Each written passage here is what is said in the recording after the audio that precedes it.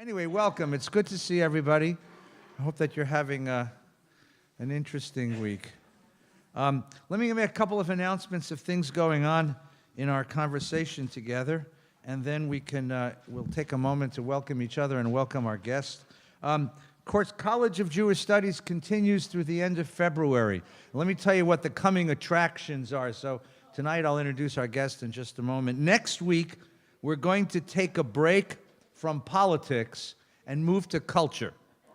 So next week, this is for you, Michael.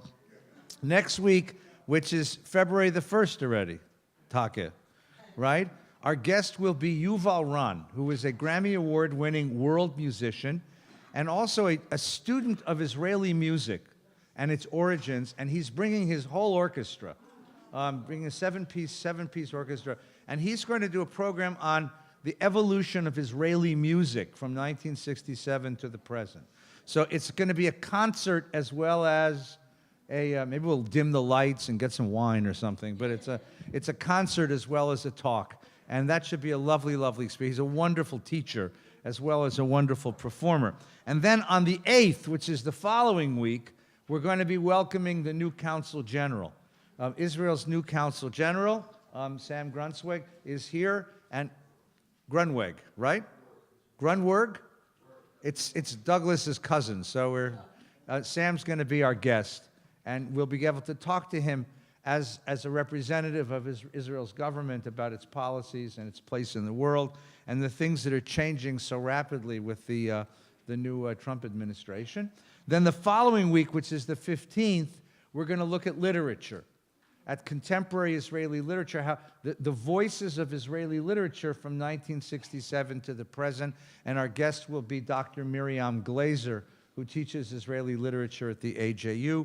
And then the final session of the series, although there's going to be one more, and I'll tell you about that, but the final Wednesday night session on the 22nd, we're going to talk about tomorrow's Zionism.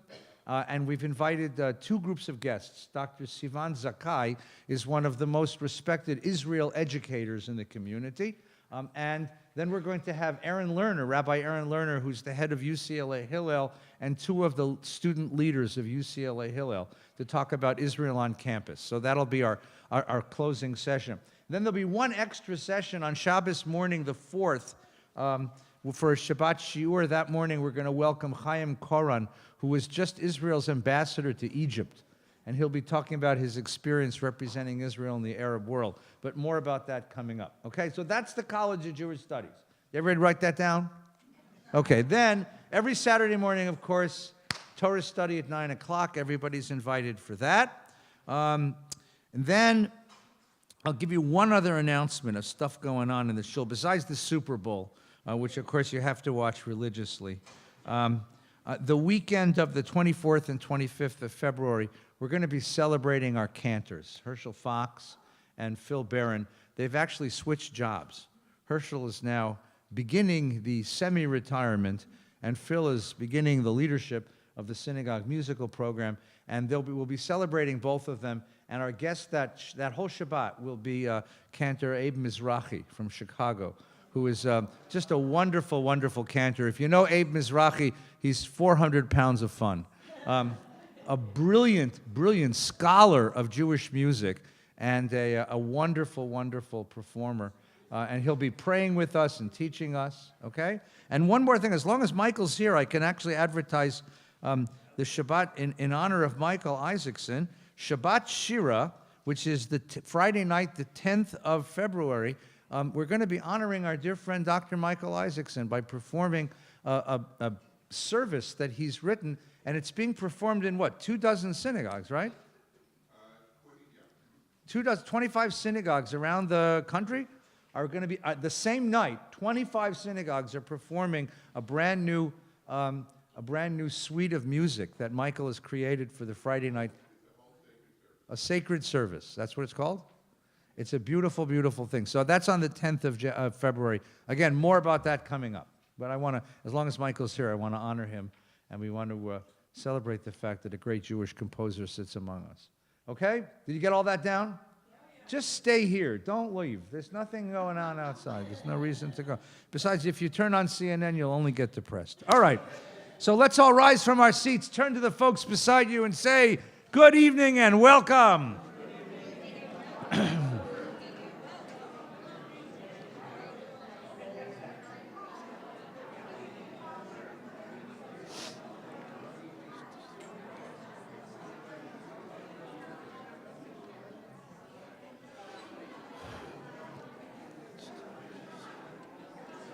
And now, put your arms around your new friends and draw them close. Get warm. That's the best way to warm up. Stand next to a warm Jew.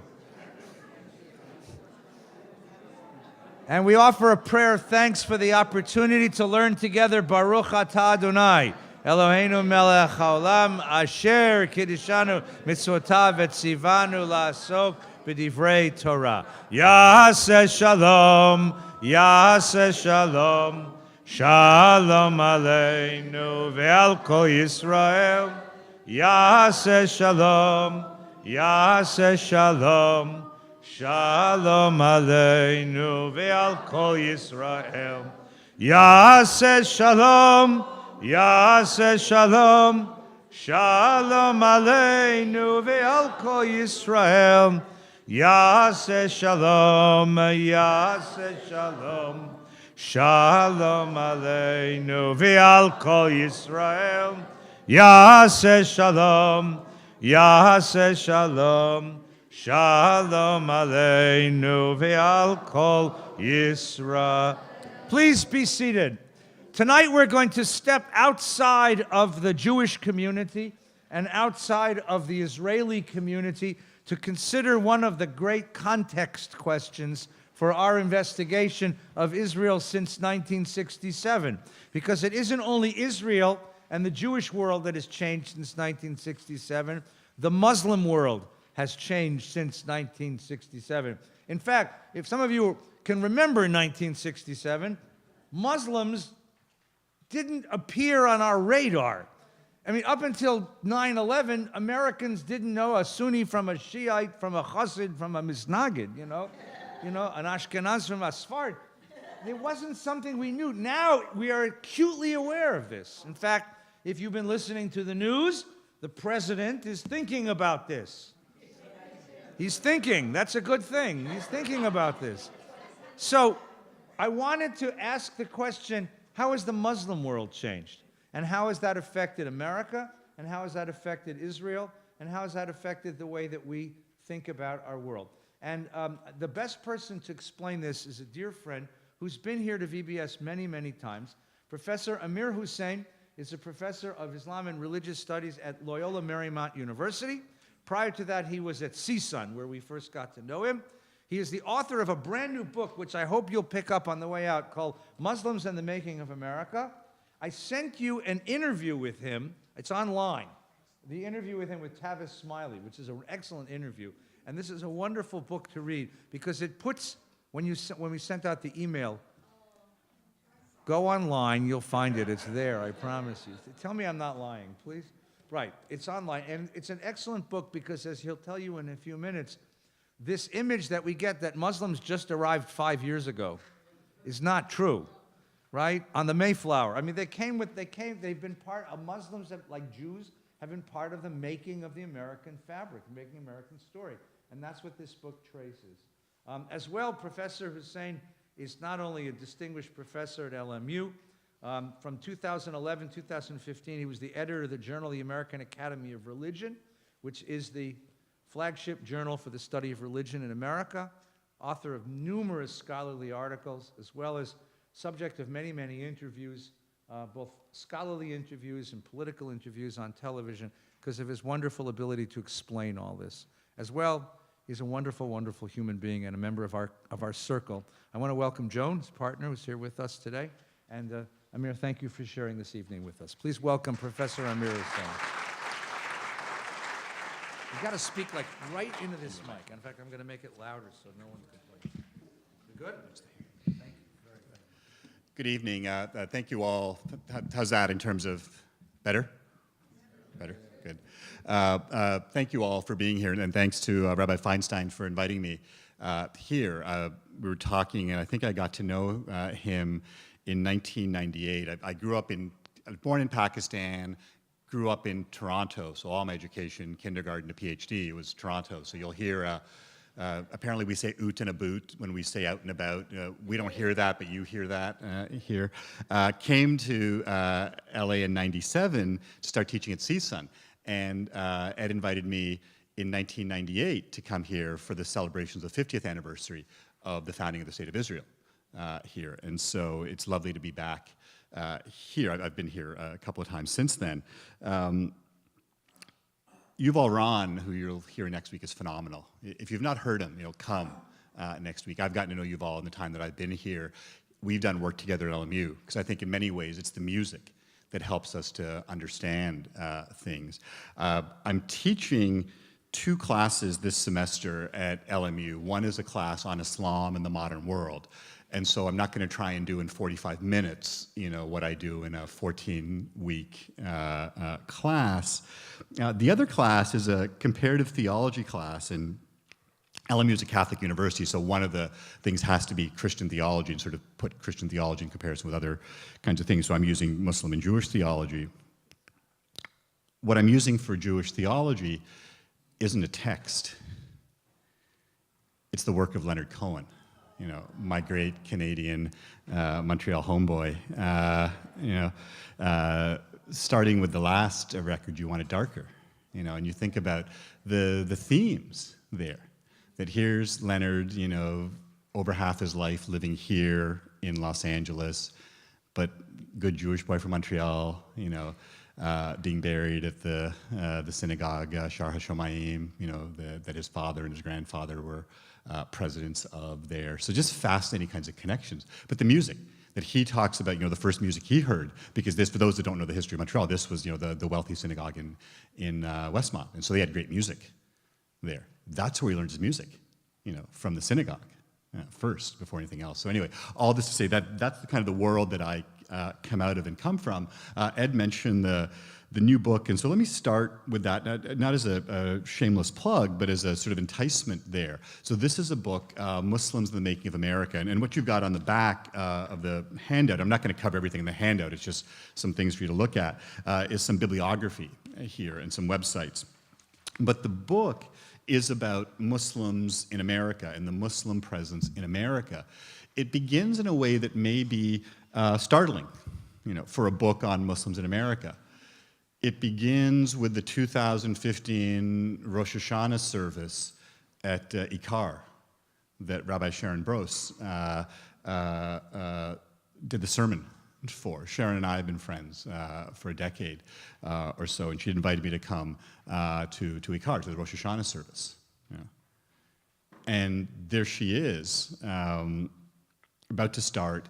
And those of you that know Ikar, Mayor Garcetti is one of the congregants there. He gets up, and I think he's going to do what politicians typically do, which is give some sort of political spiel, talk a little bit about the city. Eric doesn't do that. Mayor Garcetti reads a poem, the New Colossus, the Emma Lazarus poem, that's on the base of the Statue of Liberty. Rabbi Browse's sermon was about the need to bring in more Syrian refugees, because this was a couple years ago at the height of the sort of crisis, the photograph of the 3-year-old Alan Kurdi, the toddler who drowned there. And she talks about the history of this country. I don't need to tell you that history, but you know that better than I do, the St. Louis. She tells that story, where you've got a ship coming with refugees in '39 that this country doesn't want because they're undesirable. Many of them perish in the Holocaust there. And for me, that was this really extraordinary, powerful moment here. Sorry. Thank you. Yeah, I tend to get, thank you for that. I tend to get, when I get excited and sort of passionate, I speak quickly there. So, the story of the St. Louis, is not a pleasant story in America's history, where we turn away refugees who end up, being murdered, end up dying. It gives me pause to think about, our current administration. Today it didn't happen, but probably in the next couple of days you'll see the signing of executive orders that start to limit refugees from certain Muslim countries. We can talk about that during the question and answer period. It's fascinating for me because I grew up in Canada, lived here for 20 years, became a US citizen a couple of 3 years ago. So like my students, this was my first election. Fascinating election for your first election there. So I speak as someone who is a Muslim, who's lived in this country for 20 years, who's been a citizen of this country, for a couple of years, someone who's spent not a huge amount of time in Israel, but some time in Israel. We meaning my university, took students from LMU there a couple of years ago. We have a wonderful professor in my department, Gil Klein, who's an Israeli who teaches about Judaism.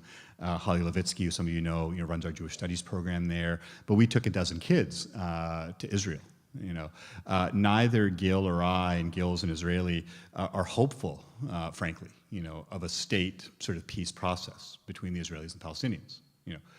Where we're hopeful is the ordinary folks, Israelis and Palestinians, Palestinians and Palestinians, Israelis and Israelis have to live together. How are they going to do that? And connecting the kids with as wide a variety of Israeli society as we could show them. I think that's the key. It's the connections. It's what we're doing here. It's making those personal connections, talking with people. And so what I want to do, and not go through in a systematic way, but for the next half hour or so, talk a little bit about Islam, about American Muslims, about some of the issues here, and then a little bit about the world situation, and then we'll do the usual break for the brownies and the like, and then come back and have the conversation with you. A couple of things there on that first page. I always start with my teacher, Wilfred Cantwell Smith. Wilfred was this phenomenal scholar, and that line at the very beginning of the handout.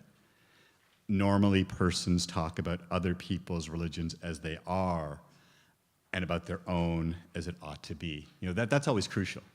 When we're talking about traditions, we're talking about people, are we comparing our ideals with someone else's realities? We know where our traditions may not live up to their ideals. Smiling as I say that, because the current political situation reminds me as a new American about perhaps not living up to some of our ideals as Americans there.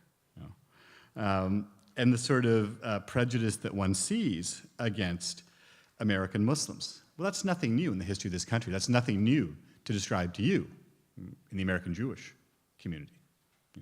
Long before there was Islamophobia, anti-Semitism.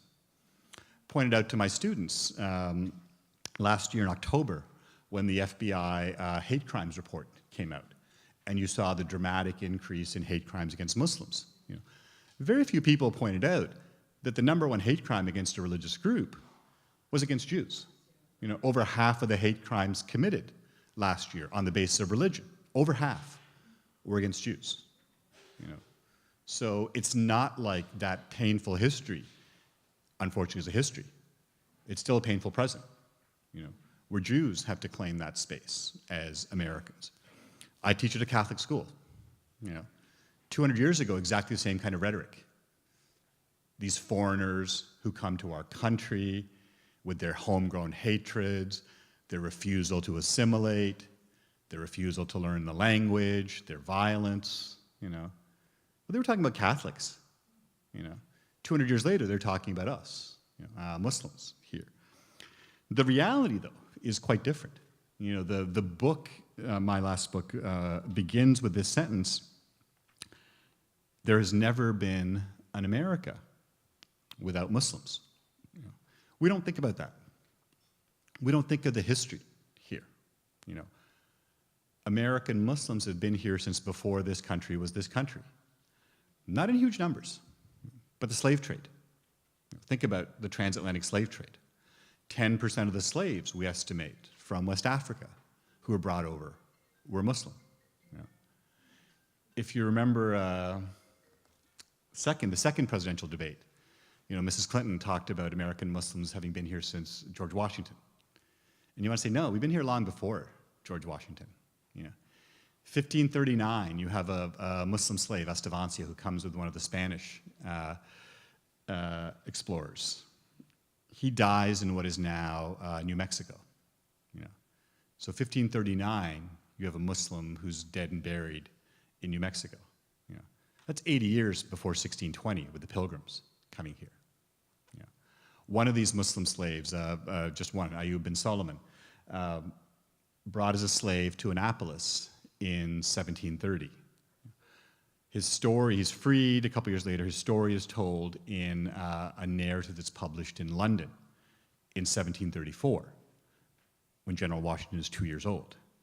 So in 1734, people in London are reading about Muslim slaves in America before America is America, whether you date that to 1776 or 1620. So that's part of the history there. We lost last year, I would argue, probably the most famous man in the world, Muhammad Ali. And that's in a pre-internet age, pre-social media age. And if you saw the funeral services for Ali, there was a private, there was a private burial. Muslim prayer services on the Friday, then the Saturday was the public ceremony with all the celebrities, including Billy Crystal, who'd been a friend of his for decades. And if you remember that line, Billy Crystal talked about Ali helping him, Billy, to raise funds for the Hebrew University of Jerusalem for a scholarship there. And that was Crystal's great line. There was the most famous Muslim in the world helping his Jewish friend. Really interesting there. That's what I was fortunate to have dinner with Ed and Nina before this. That's what gives me hope here, for American Muslim-Jewish relations. People like Ali with that history. People like me, who've grown up here with Jewish teachers, with Jewish friends, who've been to Israel, who understand the need for Israel to exist there. I think that's crucial. I taught, before Gil came to, Gil Klein, my colleague at LMU, before Gil came to LMU, I was asked to do a course on Muslim-Jewish theology. And I said, well, I'm perfectly competent to do the Muslim part. I need some help doing the Jewish part of that Muslim-Jewish theology. Can I get my friend, Rabbi Chaim Seidler-Feller, to teach with me? Those of you that know Chaim, the sort of, it's weird to say emeritus from UCLA, because no one ever thought he'd actually ever leave. I don't think he actually has yet there. So, but for 40 odd years being at UCLA. So we did a course together, on Muslim-Jewish theology. And it was great for me to be able to learn from Rabbi Seidler-Feller as much as the students to learn from both of us. It was one of those funny kinds of moments in this class where I know intellectually the small size of the Jewish population, compared to, let's say, the Muslim or the Christian population, But I didn't appreciate that ever, because my experience as a kid growing up in Toronto and then living in Los Angeles, has been one of a minority, And so I equated that with the Jewish experience. If you grow up in a predominantly Christian country like Canada or the US, and you're a minority, whether you're Jewish, Hindu, Muslim, Buddhist, whatever, you understand certain things about your place in the world, And so I always made that connection between the experience of growing up Muslim in America and the experience of growing up Jewish in America. And it was Chaim who said, yeah, but you have to understand, if God forbid all the Muslims in this country are wiped out, there'd still be 1 billion Muslims. If God forbid all the Jews in this country were wiped out, there'd only be 6 million Jews left in the world. And that's what I mean, I didn't understand, I understood the number, 13, 14 million Jews intellectually. I didn't understand it viscerally until Chaim made that statement there. And so I think we can make those kinds of connections. One of the really nice things post the election, has been the cooperation between Muslims and Jews. That's been happening here for quite some time. New Ground doing the kind of work that they've done with Muslims, a Jewish Muslim group that Ed and I are part of. But on the formal level, the fact that the American Jewish Committee and the Islamic Society of North America, two of the big, respectively Jewish and Muslim groups, are now starting to work together both nationally and locally. I think that's great. I think that's the good thing that comes out of this, is that we connect with each other. We work with each other here. Our history has been an interesting one here, and I've put that on the back of the second page, that really was sort of the genesis for the book. If you'll remember, as difficult as it is to think of, Chaim Sadler Feller as Rabbi Emeritus, it's difficult to think of President Obama as the previous president there. 2009, one of his first speeches as president outside America was in Cairo. And that's not that's not the entire text of his speech, but it's part of his speech where he talked about the contributions of American Muslims to what it means to be American. And that's where I said, I got to write this book, because the narrative that you're hearing back then, since 9/11, that A, American Muslims are newcomers to this country, B, that at best we're un-American, at worst we're actively trying to undermine, as a fifth column, America. That's wrong. American Muslims are an American success story. We're just as educated, just as wealthy as any community here in the U.S. I joke, but I'm serious, that Muslim mothers in this country are Jewish mothers in this country. You've got 4 options when you grow up. You can be a doctor, you can be a lawyer, you can be an engineer, you can be a business owner, and there is no 5th option. My mother to this day keeps saying, but son, you're so smart, you could be a doctor. I am a doctor, Mom. I have a PhD. No, a real doctor, the kind that helps people, thanks. Those similarities, I think, are really interesting here. I'm not going to get into the details here of some of that history, but it goes back, as I said, to the slave trade. The fact that you had Muslims who as slaves literally helped to build this country. You look at the relationship, of the founding fathers with Islam.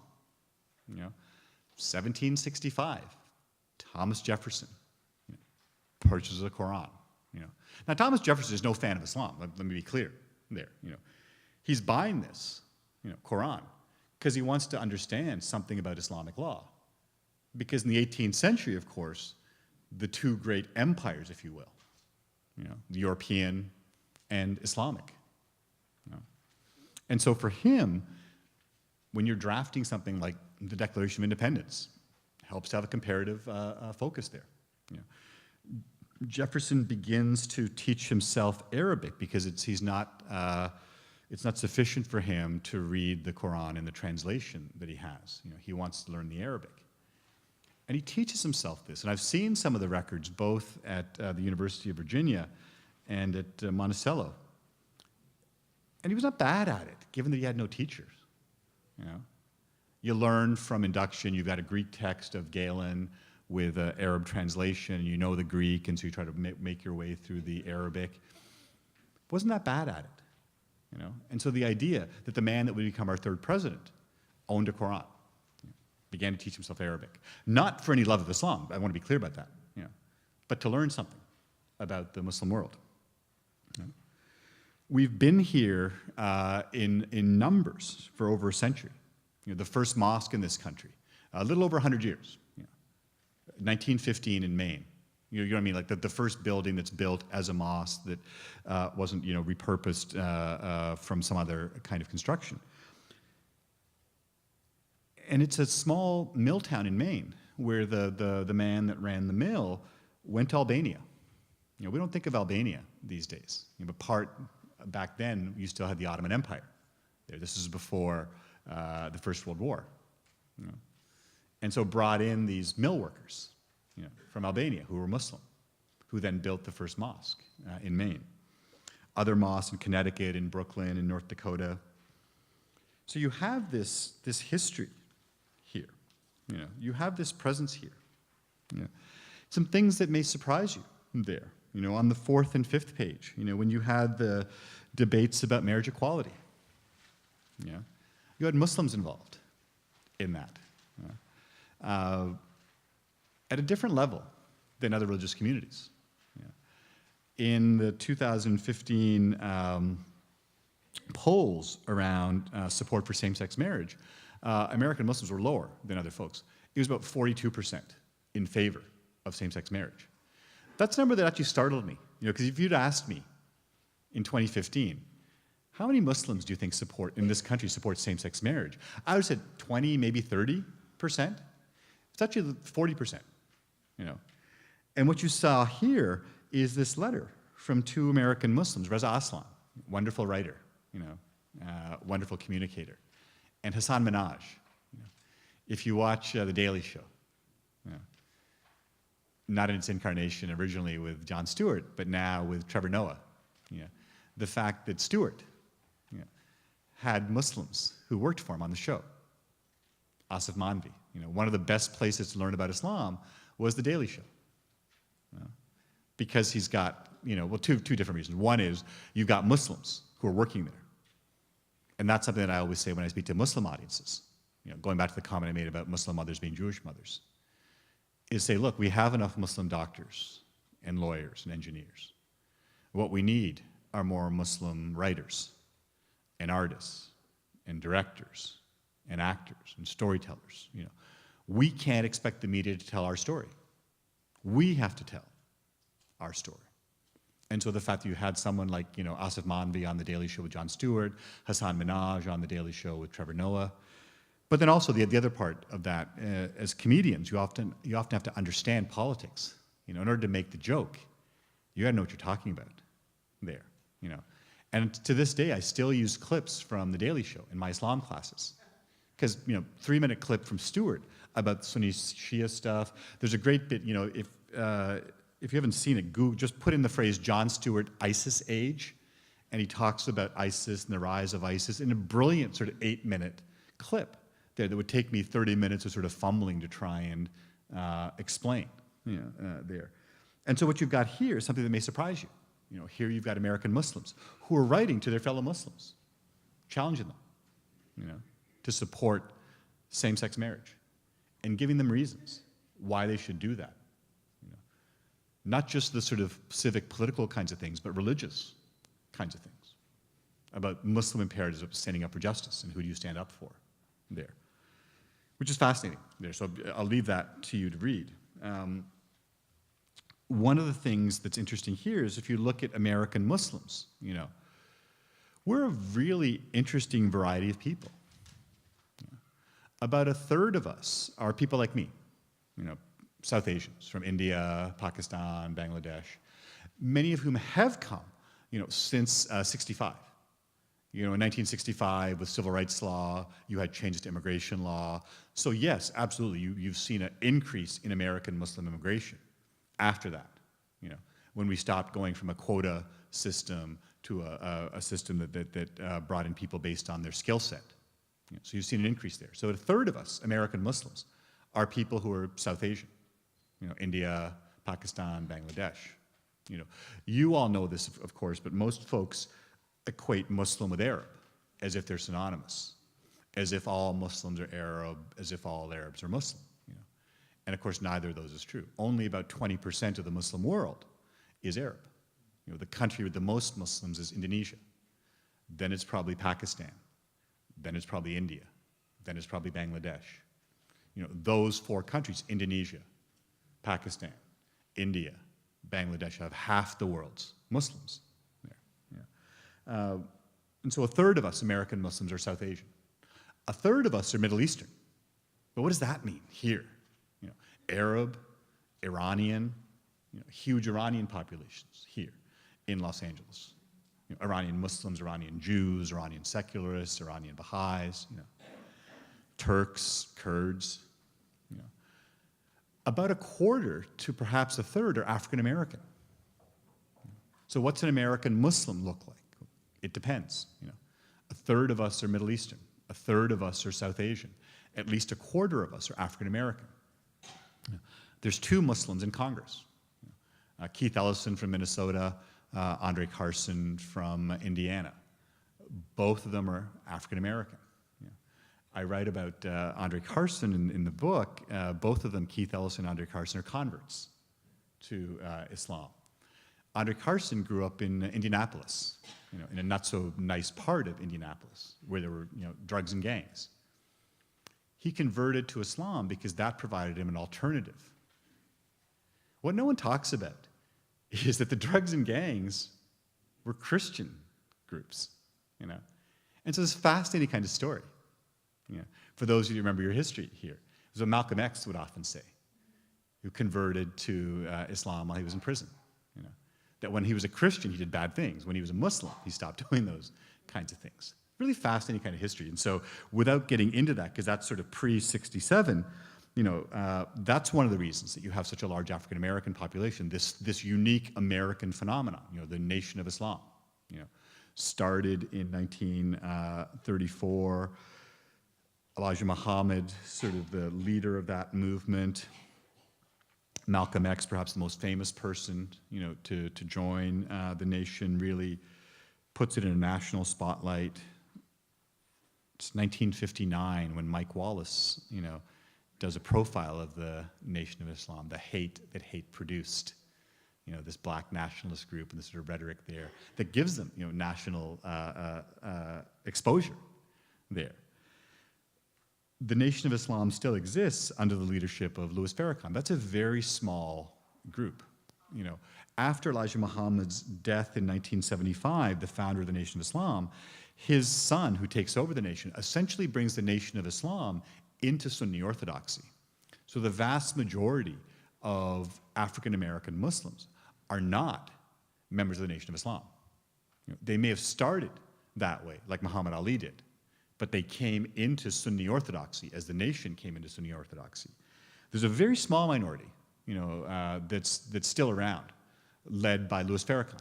Because when Elijah Muhammad's son makes the move from Nation of Islam, the teachings of his father, Elijah Muhammad, to basically standard Sunni teachings, you've got Louis Farrakhan going, wait a minute, this is wrong. You're not living up to the teachings of your father, you know. And so Farrakhan declares in 1977 his intent to restart the Nation of Islam. You know, these days, I would guess at most the Nation of Islam, under the leadership of Louis Farrakhan, maybe 30,000 people. You know, I would guess at least 1.5 million African American Sunni Muslims. You know, so most African American Muslims, you know, that you'll encounter are not members of the Nation of Islam, don't have any allegiance to Louis Farrakhan or the kind of rhetoric that's there. They're Sunni Muslims, you know, no different than other Sunni Muslims there. You know. The shift, you know, for most of us happens not 2001 in our relationship with Islam. You know, it happens decades earlier. You know, I would put the defining moment post 1967, you know, what Ed asked me to do, as 1979. Because in 79, you have two things that happen: the Soviet invasion of Afghanistan and the 10-year war that the Soviets, you know, wage there, and the revolution in Iran. You know, I think that's what really brings the Islamic world, you know, as the Islamic world, like in 72 with oil, and you know, you have that sort of sense of Islam, but that's really more an Arab kind of thing rather than Islamic kind of thing. And it's really fascinating because you think about those two events, the Soviet invasion of Afghanistan and the Iranian Revolution. You know, in one of them, Muslims seem to be the good guys. You know, they're the mujahideen that President Reagan calls freedom fighters, because they're fighting against our enemy at the time, the Soviets. So that's seen as this really important struggle for us, meaning America, to support. You know, I can't remember if it's still the largest, but at the time, the largest CIA operation in America was the arming and training of the Afghani Mujahideen. You know, we gave these people weapons. We gave them training, because they were fighting our enemies, the Soviets. You know. We continued to give them money, you know, up until 2001. You know. If you remember, before 9/11, in May of 2001, you know, I stole it from Bob Scheer, because Bob Scheer remembers it. You know, Bob was the one that first reported on this, that in May of 2001, our government gave $43 million to the Taliban in 2001, when we knew about their human rights record, when they knew about the mistreatment of women. Because, after the war on communism, we had the war on drugs. And if you remember, in 2001, the Taliban very famously declared the growing of poppies, which was a precursor to opium, to be un-Islamic. So we gave them $43 million in May of 2001 to help in the war on drugs. And you think, wonder what happened to that money there. So the Soviet invasion of the invasion of Afghanistan, that was interesting, because those were the good guys, the freedom fighters fighting against the evil Soviets. Iran was something very different. These were the bad guys, who took over our embassy, who held Americans hostage. And you all remember, I can't remember if it's the day after or 2 days after President Reagan's inauguration, that the hostages are freed. Day of, okay, there you go. So you have exactly that kind of, relationship going on there. That, the revolution in Iran, and I'm by no means an expert on Iran, but what I know from people who are experts is that revolution to overthrow the Shah would not have happened had it been an Islamic revolution.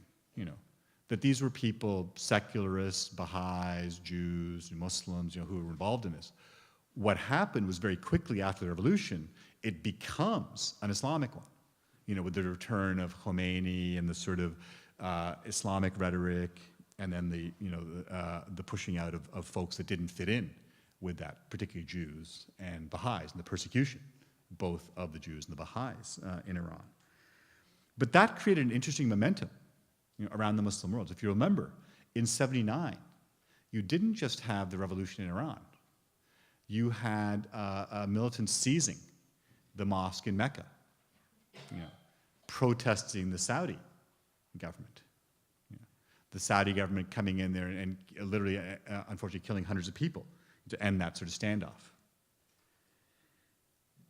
In 1981, in Egypt, the assassination of Anwar Sadat. What I put there on the outline, this is the bottom of page 6, exporting the revolution, meaning the revolution, in Iran. And there was this kind of fervor there, particularly in the Arab Muslim world. How do you overthrow despotic regimes? Let's come full cycle, with the Arab Spring of 5-6 years ago, 2011. And it's sort of fascinating when you hear then candidate Trump, talking about the elections being rigged, and all of us said, no, you want rigged elections? Look at elections in the Arab world. You want rigged elections? Look at Egypt. When you win with 96% of the vote, that's a rigged election. That's a fake election. But when you're able to oust, someone like Mubarak, and you've got a year, less than a year or so of something, and then the military comes in. Algeria. You had the democratic sort of elections in '89, in Algeria. And the Islamic parties, winning that. The government invalidating the elections, and all of a sudden you get essentially civil war, in Algeria. Part of this, and there's nothing to tell you folks here, this, the unrest, the issues in the Muslim world. Now, the Muslim world is a complicated place. How do Muslims govern themselves? It depends. Saudi Arabia is a kingship, it's a monarchy. Turkey is a democracy. It's kind of a democracy, Although it's harder and harder for us to start talking about democracies and where that works there. You look at a place like Egypt or Pakistan that essentially is a military dictatorship, where it's the military that runs things. You have Muslims that are minorities that can be huge. The third largest Muslim population in the world is India. Muslims are 10% of India, but of course India is 1.2 billion people, and so Muslims can be large numbers there. How do Muslims govern themselves? That's it depends answer.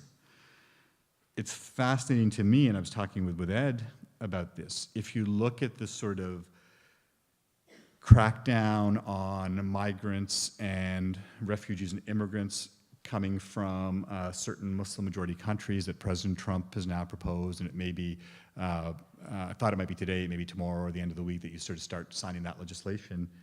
It's Syria, Iraq, Lebanon, Yemen, Somalia, but it's not Saudi Arabia.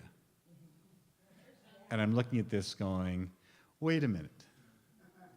What's going on here? I mean, you look at 9/11, 15 of the 19 hijackers were Saudis, but of course the Saudis have, and I'm not talking about the oil, the money, And so is it the question that, we can talk about the real serious problems in Saudi Arabia, but then turn around and support that regime?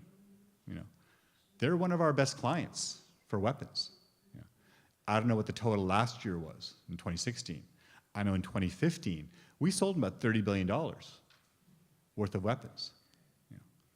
And like with the Taliban, like with the arming of the Afghani Mujahideen, you start thinking, what do they do with these weapons?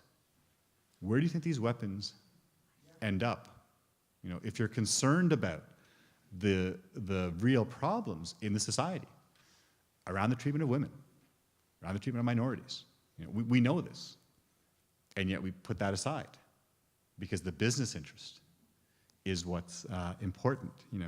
I'm one of those folks that's gotten into trouble with some of my Muslim colleagues because I've publicly written about the fact that, look, one of the pillars of Islam, one of the obligations that's incumbent upon all Muslims who have the ability to do it, is once in your life, if you're able to make the pilgrimage, go to Mecca. Nothing to do with the Saudis, has to do with connecting back. And Mecca for Muslims, without getting into a history of Islam, it's not important for Muslims because this is where the Prophet Muhammad was born, even though this is where Muhammad was born. Mecca isn't important for Muslims because this is where the Prophet got his first revelations, even though this is where he got his first revelations. Mecca is important to Muslims because this is where the Prophet Abraham comes with his son Ishmael and builds the first place of prayer. So the idea of the pilgrimage, going back to literally to the beginnings, not to Muhammad, who for Muslims isn't the first prophet, but the last in line of prophets. So the idea of, once in your life you're able to go to Mecca, to make the pilgrimage. And I've written in a piece a couple years ago now in 2014, to say, look, I can't do that. I won't go to Saudi Arabia, because I think it's wrong. Because at some level I'm supporting the regime if I go. And so am I putting my religious life sort of, at risk by not doing something that I'm religiously obligated to do, by saying, but my religious dictate says I can't support this kind of injustice here. So what's the balance there, For me, it's kind of fascinating, and I say this not with a smile on my face, with a smile on my face. We at LMU have increased the number of international students, including kids from Kuwait, from Saudi, from the Emirates. This year we have 60 Kuwaiti kids there. I think that's great, because that's how I, as someone who's not an Arab, as someone who's not a Saudi or Kuwaiti or Emirati, that's how I'm able to make some changes. Because these kids are here for 4 years, and we connect them to Jewish kids. And we did a prayer service, on Friday, and our Hillel rabbi, Rabbi Zach Zisman, spoke after the sermon there. For many of the Kuwaiti kids, it was the first time, hearing a rabbi, speak there. It's opened them up to the understanding that the Islam that they've been taught, and again, probably during the question and answer period, we can talk about sort of conservatism, Wahhabism, which is a much earlier phenomenon than 67, but that kind of radical ideology that is the sort of state ideology of the Saudis. It's sort of fascinating. I had a kid today, actually. I'm teaching a summer class on Islam in America, and he's like, I'm on a scholarship, from the Saudi government, and I want to take your Islam in America class, but they want to see a syllabus for that class, So I have the generic version of the syllabus that I give, which most people looking at it will say, oh yeah, this is a great course on Islam in America. When we get into it, there. But that's my way for these students of showing them that the Islam that they know, and that it's not unique to them. People who grow up in a religious environment often think that, their religious tradition in its entirety is expressed in their own family. That Islam is the way it's done in Saudi Arabia, or Islam is the way that it's practiced in Kuwait, or Islam is the way that it's practiced in Egypt. When Indonesians do it differently, when Pakistanis do it differently, when Americans do it differently. And so exposing them, to the full range of Islamic thought, and not this kind of narrow slice of Islamic thought, and connecting that to Muslim communities, connecting those Muslim communities to Jewish communities, to Christian communities. We opened up a prayer space. The university gave us a dedicated space for the Muslims students to pray last year. We opened that with the rector of our Jesuit community, the sort of chief Catholic person, if you will, Father Alan Deck. He gave the first blessing of the space. The second blessing was Rabbi Zach. And so for me, that's crucial. To say, how do we make these kinds of links? How do we make these kinds of connections? I'll end, we're almost at our time here. I'll end there with just a number of things. People ask questions about, why haven't Muslims condemned terrorism? Why haven't Muslims condemned ISIS? What are the issues with Islamic law, Sharia law in particular, the kinds of things that you see here, meaning in this country, of a number of states enacting, anti-Sharia laws, when no Muslims in this country are asking for Sharia law. It's a really fascinating kind of thing there about Islamic schools. So a bunch of stuff there that I think, we can talk about after the break in the conversation with Ed and then the conversation with all of you. So I think it's appropriate now, it's just a few minutes before 8, if we stop at this point, and then Ed, you've got the instructions as to the timing and what we do here. Yes, I do. Yes, I do. We're going to thank you to Professor Hussain for his reflections.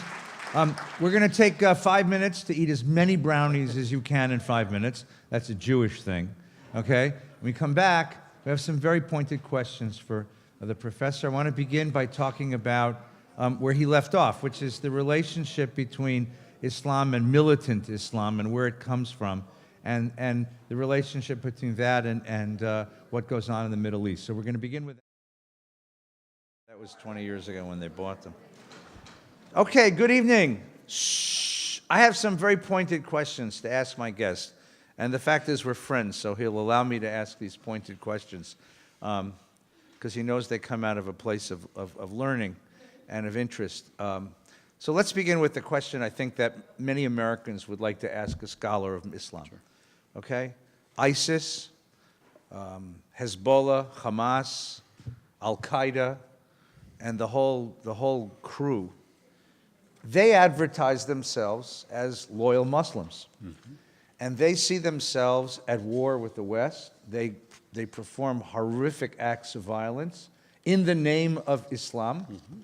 These guys do these killings and they shout, you'll excuse me, Allah Akbar, sure, when they do it. Absolutely. So the question is, here's the question quite boldly, if you don't mind me asking. Is there something in Islam that lends itself to that kind of militancy? And if there is, can it be healed? Can it be fixed? How should we think of that? How should we think of Islam if that's our experience of Islam? Yeah, that's a great, how's this in terms of sound? Is that Okay. It's a great question. I think Muslims do a disservice when they say, Islam is a religion of peace and these actions are, outside, that they're not Muslims doing it. Because very clearly, as you've said, the people doing it, using the extreme examples of Al-Qaeda and ISIS, are doing it because of their understanding of Islam. That said, I don't think there's one important caveat, and I'll mention this in a second. I don't think there's anything particularly unique to Islam about this, because the same kind of thing can be said about any religious tradition. If you look at the foundational texts, if you look at the traditions, if you look at the history, you'll see texts and things that support peaceful justice kinds of things, and you'll see things that are, extraordinarily violent. The difference for me there with Islam, between, let's say, Islam and Christianity, and certainly Islam and Judaism, is the sort of mingling of the political and the religious, which is not that different for Hindus, meaning in India, for Chinese folks, where the history that we have in the West of a separation of the religious and the political isn't there in the Islamic world, where Muhammad is both a religious figure and a political figure. So you have that kind of intermingling there. I think what's important to remember, or to keep straight, is that these groups that do this are condemned by other groups, don't represent in any way the sort of majority. I mean, one of the key people writing about this, and I think it's the first person here on the outline. Yeah, it's the top one, Khalid Abu al-Fadl, The Great Theft, Wresting Islam from the Extremists. Khalid teaches at UCLA. He's a phenomenal sort of scholar of law and Islam there. And that's a great book. If you've heard the phrase Wahhabism, the kind of very conservative sort of ideology that's the official sort of state ideology of Saudi Arabia, that sort of underlies much of this kind of stuff. There's one particular person in the 18th century who sort of comes up with this interpretation, of Islam. And maybe that's another, as I'm thinking out loud, issue here. Because like in the Jewish tradition, there isn't a linear top-down, here's the Islamic sort of position here. You have people who represent all sorts of different viewpoints within the Islamic world. So here's this guy who is this sort of minor cleric in a minor place, who unfortunately allies himself with the man who becomes the Saud in Saudi Arabia. And then the discovery of oil means that sort of that version can get sort of promulgated. But at the time that the man's name is Muhammad ibn Abdul Wahhab, where the Wahhabi sort of thing comes from, his own brother writes a treatise condemning his brother, saying these ideas are completely, out of place there. The problem, of course, is that the brother gets the sort of support of the man that becomes the sort of unifier of the Saudi kingdom there, and that kind of support. So I think that's the issue there, that it's not as if somehow Islam is an inherently violent religion. I don't know that they're inherently violent, kinds of religions. I think Muslims very clearly, in the name of Islam, have done horrific kinds of violence that other Muslims, not just non-Muslims, would condemn. But that's the same for all religious traditions. There's a strain in Islam about conquering the world, right? If I think the phrase is in Arabic is Dar es Salam and Dar es Khab, Dar es Salaam, yeah. right? So the world is divided between the part we've conquered and the part we've yet to conquer. Yeah. How central is that? Yeah. Is that belief? Is that theme? That's a great question, because the two largest religious traditions of the world are what? Christianity and Islam. Both of them with that very strong sort of missionary impulse, that this isn't just the right religion for me, it's the right religion for everyone. And how do you spread that? Do you spread that through sort of peaceful means? Do you spread that through violence? That kind of thing.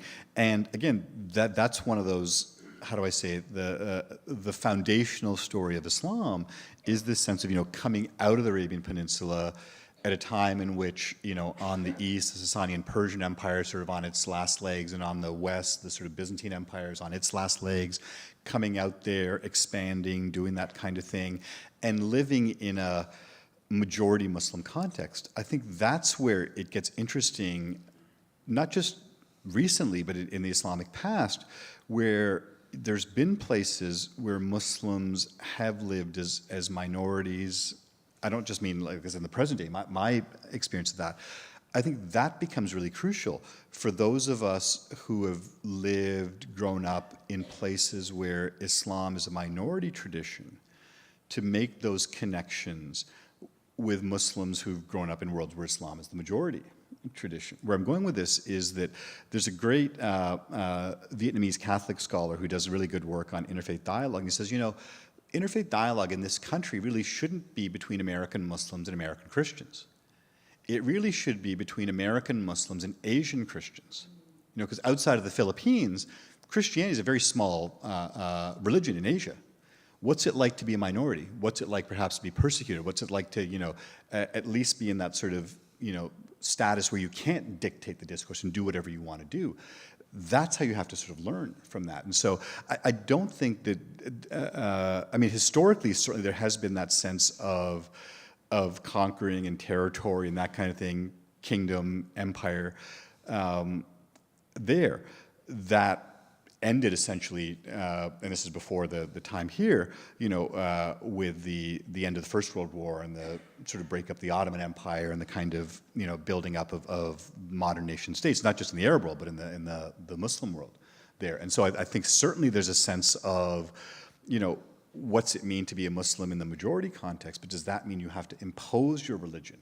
Because people would say no, you don't. That the Quran is, and on that point, it's pretty clear that the Quran says there's no compulsion in religion. You can't force people to do this. Unfortunately, people often don't read their own religious texts. And Muslims have, in fact, unfortunately, forced people to do this, to convert. When you look at, as we have for this semester, at Israel and its neighboring and its neighbors, not just Palestinians, but the Arab world in which it's set, one of the explanations for the deep antipathy of the Arab world toward Israel is that it's based in Islam, that somehow these infidels, these Jews, have come and taken Muslim land away from believers and won't give it back. Is that true? Does that ring true to you, that one of the principal motivations is that? I think that's true. I think one of the motivations is that. Part of it is the political, the and I'm by no means an expert on the Israeli-Palestinian conflict, which I'll now go ahead and prove by saying the things I'm saying. If you look at the Palestinian struggle, as I understand it, it very much was a ethnic nationalist, it was the Palestinians, 15% of whom are Christian, 85% of whom are Muslim, and then the sort of shifting of that, especially with the rise of groups like Hamas, to make it more of an Islamic struggle. It's Muslims against, and Bin Laden, very famous in the kind of documents that he wrote, against the Jews and the Crusaders. So very clearly, thinking of the Christian West as the Crusaders, from a much earlier time, the Jews as Jews there. So I think there is a little bit of that, and I think more so in the last couple of years, where that shift has really gone from being a sort of Palestinian, meaning whether you're Arab or Muslim, against the Israelis, to the Palestinians now more and more becoming Muslim. Islamicized. Islamicized, and the kind of, how do I say it, the sort of remaking of that Yeah. in that kind of way. But a lot of it also has to do with notions of, the displacement and that kind of stuff. A lot of it has to do with the fact that, it's not in the best interest of a lot of the Arab countries to actually help the Palestinians, because Right.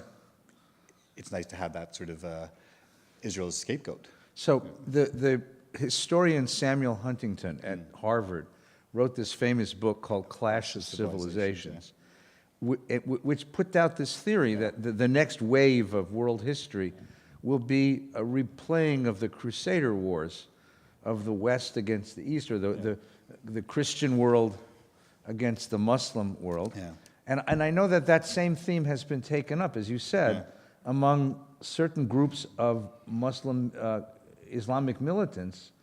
And remember, in the election, part of the reason Obama said, I never use the word Islamic militants because I don't want to play into that narrative. And then Trump comes along and says, I'm not afraid of that narrative. Right. In fact, there is a theory that a great deal of his foreign policy is driven by this idea that he thinks we're in this sort of a... So here's the question I want to ask you. So you going back to your initial statement that a third of Muslims are South Asians, a third of Muslims are something else, and a third of Muslims are Arabs. Right. Is there a clash of civilizations, or is that simply an Arab idea? Yeah. Is there a clash of civilizations, or is that a Western projection? I see that very much as a Western projection, going back to the person you're talking about, Sam Huntington, whose book after the Clash of Civilizations, the book was called Who Are We? Which was his next book after that book. And it talked not about, the clash between Muslims and, the West as civilizations. It talked about the clash, I'm laughing as I say this, between sort of brown Catholics and sort of white Protestants, the move in the church, meaning the Catholic Church, the sort of shift in demographics and population base there.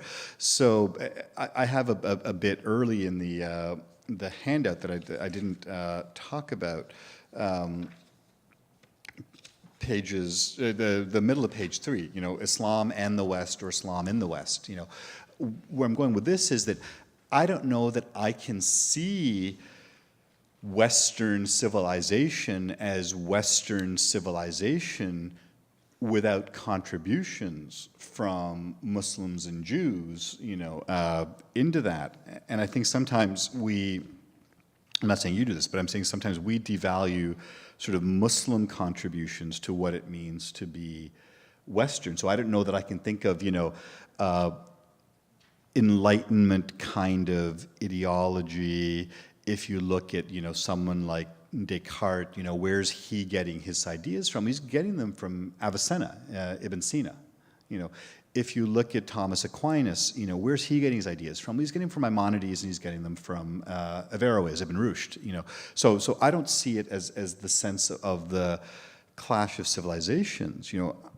I see it in a more complicated kind of way of, are we imposing a particular sort of style of government or authority or that kind of, thing there? Like, I was one of those people that was actually quite surprised that there were no weapons of mass destruction in Iraq, because I'm pretty sure we sold the Iraqis those weapons, during the fight against the Iranians, kind of thing. And so I don't see it as a civilizational, sort of issue. That one of the books on the outline, John Esposito is a scholar of Islam at Georgetown University, and a few years ago they did a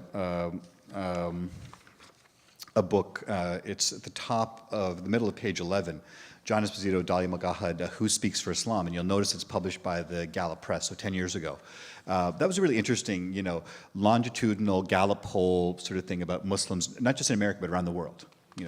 And the first question they asked was, what do you admire about the West? First answer, not going to surprise anyone, the technology. Everyone wants their iPhone 7s. Number 2, what do you admire about the West? Democracy and the rule of law. Number 3, what do you admire about the West? Number 3 answer, the status and place of women. So really interesting. So it's not that, Muslims are saying we want, despotic regimes, we want this kind of thing. We want those kinds of things. Unfortunately, sometimes, I don't mean to be blaming America or blaming the West here, and I'm not, but oftentimes it's not in our best interests or what we think of as our best interests if that in fact happens. So I don't see it as a civilizational thing, because to me that presupposes that somehow Islamic civilization, whatever that means, is different from Jewish and Christian civilization, or for that matter, Christian civilization. So the Christian world had a revolution in the 16th century called the Protestant Reformation, which upended the authority of the church and sent Christianity in a very different direction. Yeah. The Jewish community had the exact same, not the exact same.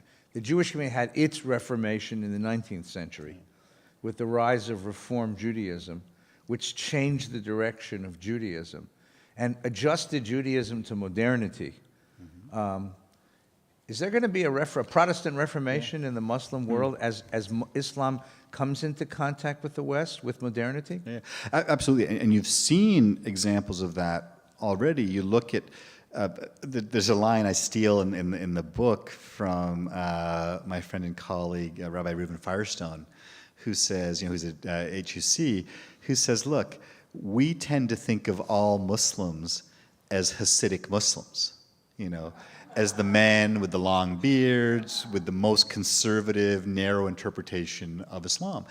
And that's simply not the case. I was talking about this at dinner with Ed, and just thinking about America for a second, and I'll go to the rest of the world in a minute. 60% of American Muslims don't affiliate with a mosque, Now, is that because they find it too conservative? Is that because it doesn't sort of fit in? What's the space of the mosque in American Muslim life? I can take you to, the prayer space that we have at LMU is not gender segregated. It's one prayer space, men and women sort of praying in the same space. I can take you to the mosque in Culver City, the King Fahd Mosque, the biggest mosque, in the area, where it is segregated, where the men are on the main floor and the women are upstairs. I can take you to a place, Muslims for Progressive Values, that actually worship out of the Levantine Cultural Center, that Jordan El-Grabli does, where you have not just men and women in the same space, but all the sort of gender norms being violated, women leading the prayer, men and women lined up together. I was going to say I can take you, but I can't take you. You can go, if you're a woman, to the Women's Mosque of America, which is the Pico Union Project. So where I'm going with this is just here, forget about America, in Los Angeles, you can go to a mosque that is gender segregated. You can go to a mosque where men and women are still gender segregated, but in the same space. You can go to a mosque that violates all the sort of norms of gender segregation. You can go to a mosque that's completely gender segregated the other way, where it's just women there. So you have those kinds of differences of thought. They haven't been, how do I say it, reified or systematized into, the Reform tradition as distinct in the Jewish understanding. The Reform is distinct from conservative, is distinct from Reconstructionist, is distinct from Orthodox. There. So you don't have that yet in terms of the names, but I think you have it de facto, because you can choose to worship with Muslims for Progressive Values, or with this mosque, or with that mosque. So you have that kind of stuff. Is that American? Or is that happening in other places? That's happening in other too? places, and in a really interesting kind of way. It happens in places. The history of places is different. So, in Canada, the experience of Canadian Muslims is different than the experience here in America. Even though you're both minorities in a largely Christian sort of context, it has to do with histories of colonial connections of Canada with Britain and where that comes from, in America, not having those kinds of things. The African American population is sort of quite different. You see that in Europe, but oftentimes it's how are you seen by other people? Like I often get asked, where are you from? And I say, oh, from Los Angeles. No, really, where are you from? Oh, really, I'm a Canadian. No, really, where like the idea that I can't, someone like who looks at me can't be Canadian because Canadians look a particular way. We mix those kinds of things. Say the together. word A-B-O-U-T. Yeah, so You are Canadian, my About, friend. I know. I say about, but it's About. yeah. No, and so I think you have those kinds of things, and in a really interesting way, what you're able to do in this country, precisely because there's no official sort of states. So in certain Muslim countries, you have government-supported religion. Meaning the Islamic community, like the preachers are appointed by the state. No surprise, they tend to support the state that appoints them. Right. There, what you saw in Egypt before the last couple of years was a huge increase in private mosques that didn't get that state support, so didn't have to,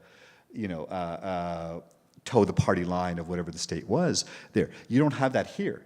And so I think here you see really interesting kinds of connections. So, for example, at the beginning of the Iraq War in 2003 and some of the conflicts that took place between Sunni and Shia Muslims, there you would probably remember, some of the things that happened here of Muslims and, Sunni and Shia Muslims here in Los Angeles sort of working together and talking about the fact that, look, there's nothing in our religious tradition that says we have to fight each other and kill each other. Unfortunately, we have in our tradition the same way that Protestants and Catholics have, but there's nothing inherent in the tradition that says you have to do this, and look at us. And so it's a really interesting way of American Muslims being able to take the lead in relations with Muslims in other parts of the Muslim world. So I'll get one more question, and then you're going to ask questions, okay? So we're studying Israel since 1967, and I'm interested in Islam since 1967, and it would seem to me, tell me if my impression is right, that the principal development has been this rise of political Islam. Yeah. Right? Yeah. It seems to me that if you go back before 67, 65, you go back a generation, Islam was a quiet faith. I mean, it didn't seem to, and now you have the Arab Spring and all of the involvement of Islamicists in the Arab Spring. You have ISIS and Al-Qaeda, the politicization of Islamic terror. What awoke this up? Just as an example, and tell me if I'm out of my mind. I remember the movie Lawrence of Arabia. Remember the theme of the movie? I don't know how accurate historically this was, but it's a bad way to make history. But the theme was it took a British military officer to get the Arabs of Arabia to rise up against and fight because they wouldn't do it themselves. Yeah. It seems that somehow something has woken up the world of Islam. What woke it up? Yeah, lots of, and so there's lots of different things, and a lot of it pre-67. There. So if you look at some of the key writings, I mention here in the outline. So a couple of things there. Let me get the right page here. At the bottom of page 8, this conference that takes place in Turkey in 2010, the Mardin Conference. So part of the answer to the question is that, Islam very quickly became not just a state religion, but sort of religion of an empire. And then that empire, as it gets bigger, begins to fracture. And so what it looks like in India under the Mughals is very different than what it looks like in Spain under the Moors, is very different than what it looks like in Egypt under the Fatimids. So you have the different kinds of things there. The state's support, though, means you're able to do certain things. When you have, a sultan or a caliph, who's paying for this, and so all the great kind of art and music and culture that comes, often has that state support there. If you're going to D.C. for whatever reason, in the next couple of months, go to the Sackler Gallery, the Smithsonian, because they have a brilliant exhibit on Qurans. That comes mostly from Turkey, but some from the Sackler's own collection. And this is amazing kind of thing. It was written up in the New York Times last year, this beautiful kind of thing. But that's part of, an an empire can not necessarily be a bad thing, because then you actually have the money to create, art and do this kind of stuff there. What you see happening, and that's the allusion to the Marden conference there at the bottom of page 8, is the Islamic understanding is that you support the Muslim ruler so long as he allows you to practice Islam and doesn't suppress you and doesn't make you do things that are un-Islamic there. What happens in the 13th century is the Mongols come and invade Baghdad, and the sack of Baghdad in 1250 is this huge sort of blow to Muslims, because how can this great empire and this great religion be destroyed by these sort of non-Muslims? Well, within 3 generations, they're themselves Muslim, except they're the wrong kind of Muslim. They don't do the right kinds of things. And so you have this jurist, Ibn Taymiyyah, who comes up for the first time with this idea that you, in fact, don't have to support a Muslim leader as long as he's a Muslim leader. You can, in fact, overthrow a Muslim leader. Surprise, surprise, in the 20th century, when you have folks like bin Laden, that's the kind of textual reference that they go back to. So back to your first question about, where this comes from in Islam, is it's really interesting because it actually does come from, particular rulings within Islamic legal thought there. And so you have that sense of being able to overthrow, being able to change. Part of it is a reaction to sort of forces of colonial kinds of pressures. So what happens, for example, with the British in India inspires a particular kind of reaction from the Muslims there. The Wahhabi movement, that starts in the 18th century in Saudi Arabia, is designed to drive the foreigners out of Arabia. It's designed to sort of liberate these lands, except, of course, if you know your history. The foreigners who were there in Arabia in the 18th century are not the British, are not the French. It's the Ottoman Turks. It's other Muslims. So it starts as an internal, this is one group of Muslims, Arab Saudi Muslims, against another group of Muslims, Ottoman Turkish Muslims there. That rhetoric very quickly gets used by, again, going back to bin Laden, that's the kind of, the rhetoric to drive the foreigners out. Now, he's now talking about not the Turks, but the Americans, and the British, after the invasion of Kuwait and the Gulf War, that kind of work there. And so I think you see different things, in different places, but you also see changes to that. So one of the people that I would point out to you is at the sort of middle bottom of page 11, Sherman Jackson. Sherman teaches at the University of Southern California, phenomenal scholar of Islam. And the book that he's got there, and it's not his book, it's a translation. You see the title, Initiative to Stop the Violence, Sadat's Assassins, the Renunciation of Political Violence, which is fascinating. Because in 1981, you have the the assassination of the Egyptian president, Anwar Sadat. If you remember, in really powerful kinds of ways, a direct connection with Islam, but also connects to your history as Jews. Where I'm going with that is Sadat's assassin, Khalid Islambuli, when he's tried for the assassination of Sadat, says very candidly, in court, I am Khalid Islam, names himself, and I have killed Pharaoh. Because for him, it's very clear the Moses and Pharaoh, kind of story. You go back a generation before him, and the sort of ideologue of this kind of work, especially in the Arab world, is a guy named Said Qutb, who writes a treatise, milestones, paths along the way. Malim fi Tariq is the Arabic. It's usually translated as milestones, which is sort of like that jihad kind of thing. He's imprisoned by Nasser. He's tortured by Nasser. Ends up being executed, by Nasser. He can't write his political stuff. What he can do, and Nasser can stop him when he's in prison from writing political commentary. What he can't stop him from doing is writing Quran commentary. And so Said Qutb writes this 30-volume Quran commentary that's very much a political one, where he very much talks about, without getting into it, the paradigmatic, the archetypal story in the Quran is your story as Jews. It's the Moses and Pharaoh story. And he, remember, is in Egypt. It's very clear when you're reading his commentary on the Quran that he's not talking about, ancient times and Moses and Pharaoh. He's talking about contemporary Egypt, where he is Moses, God's prophet, and Nasser is Pharaoh, and that kind of overthrow there. What Sherman's book does is translate the sort of texts of literally the men who assassinated Anwar Sadat, who over the course of a couple of years renounced violence, stepped away from that, said this isn't what we should do. We can't use violence to achieve political goals. And these literally are the men who've been involved in the assassination of Sadat. So right. It's the real kind of thing there. And so that, I think folks aren't aware of that, what does that mean in the Muslim world? That you have these people who participated in this kind of stuff, who said that wasn't the right thing to do.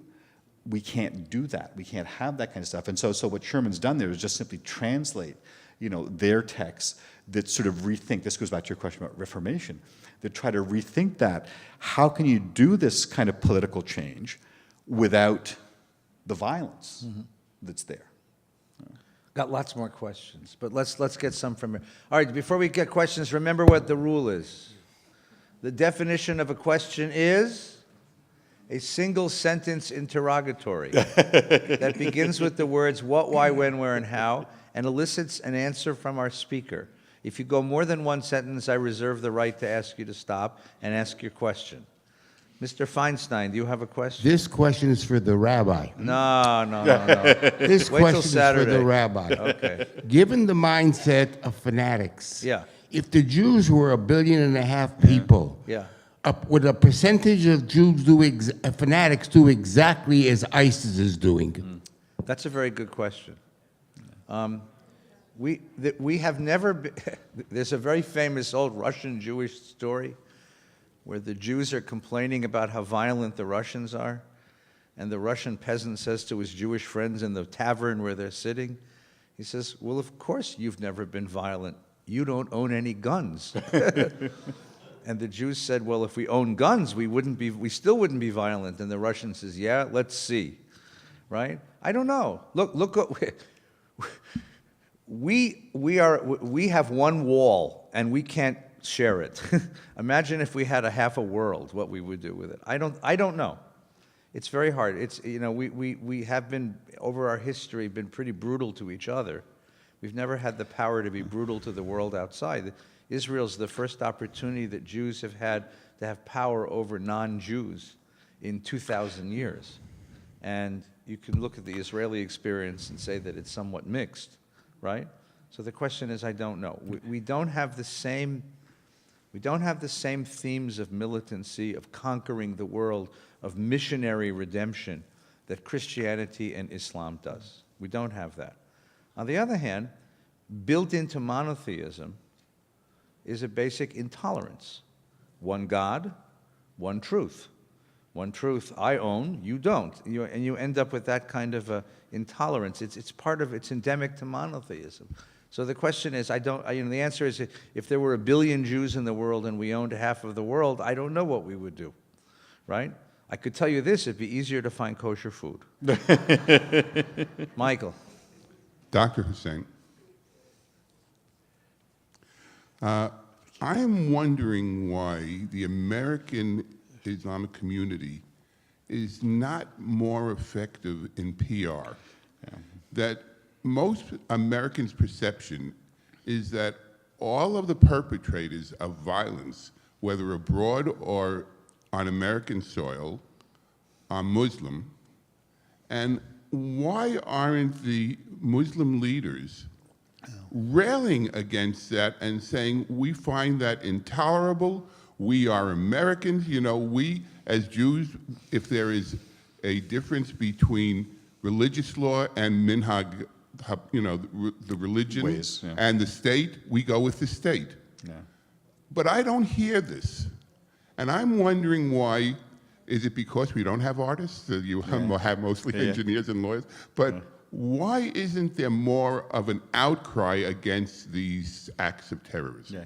So I think there's a couple of things there.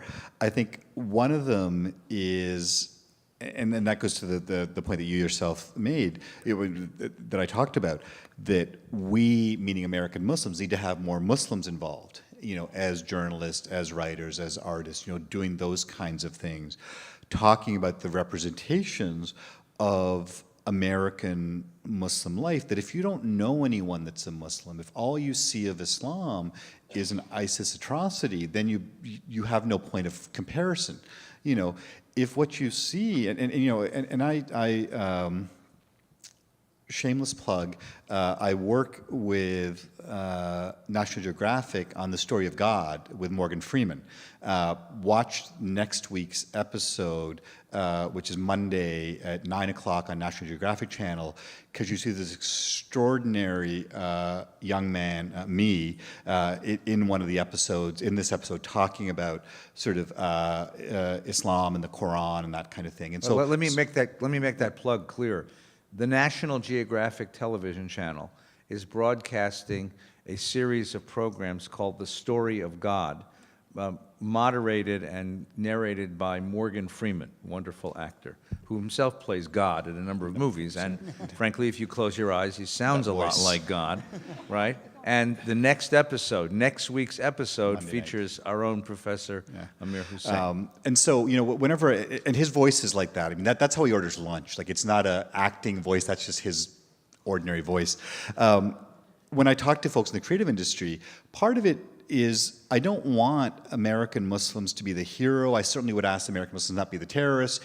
If you're doing a medical show, can you have a Muslim doctor? If you're doing like a show about a community college university, maybe have a Muslim professor. So some of it is that. We're not very good in the media doing that kind of thing. Part of it is that we don't have the kind of organizational structure to do those things. We have some groups. So you have a group like MPAC, the Muslim Public Affairs Council, which is based really out of here, and then with a sort of branch office in DC. They do really the sort of political kind of stuff there. So they're pretty good at putting things out there, but who picks those kinds of things up? So there's that part to it.